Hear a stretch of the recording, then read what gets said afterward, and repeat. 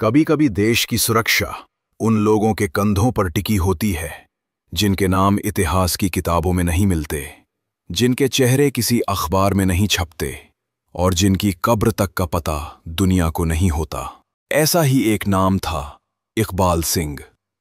पंजाब के एक छोटे से गांव में पैदा हुआ इकबाल बचपन से ही तेज दिमाग और अद्भुत याददाश्त वाला लड़का था। रंग रूप, भाषा, चाल ढाल, किसी भी माहौल में खुद को खो देना उसकी कला थी। R&AW ने जब उसे चुना, उसे पता था कि ये रास्ता आसान नहीं होगा, लेकिन वो तैयार था। एक रात घर की आखिरी चौखट को छूते हुए उसने बस इतना कहा, मां, अगर वापस आया तो आपका बेटा बनकर, अगर ना आया तो इस देश का सिपाही बनकर। इसके बाद इकबाल सिंह दुनिया से गायब हो गया।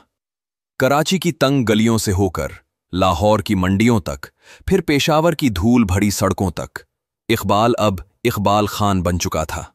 न कोई पुरानी पहचान, न कोई भारतीय निशान, न कोई वापसी का वाद। उसकी नई जिंदगी शुरू हुई एक कपड़े के व्यापारी के रूप में।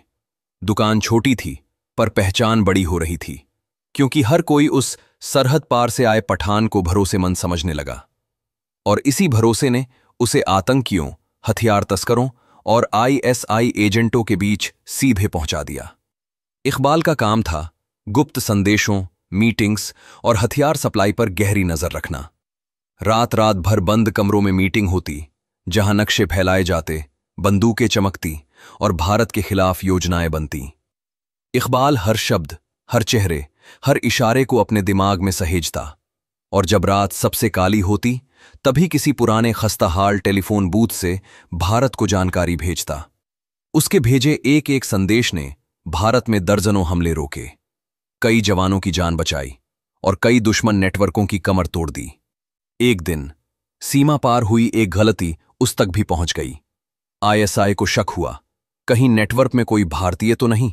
छापे शुरू हुए, सूचनाएं लीक होने लगीं और इकबाल समझ गया उसका समय खत्म हो रहा है। आखिरी संदेश उसने साफ शब्दों में भेजा, भारत सुरक्षित है, अगर मैं वापस न लौटा तो मेरी पहचान मिटा देना। 2 दिन बाद कराची के एक पुराने मकान में एक बेनाम लाश मिली। चेहरा जला दिया गया था, उंगलियों के निशान मिटा दिए गए थे। कहा जाता है वो इकबाल सिंह था। आज भी R&AW की फाइलों में एक कोड नेम चमकता है, टाइगर 17, और ऑपरेशन की आखिरी लाइन में लिखा है, agent death, country secured, mission successful. Iqbal Singh मर गया, पर उसका साया, उसकी कहानी और उसकी कुर्बानी हमेशा जीवित रहेगी।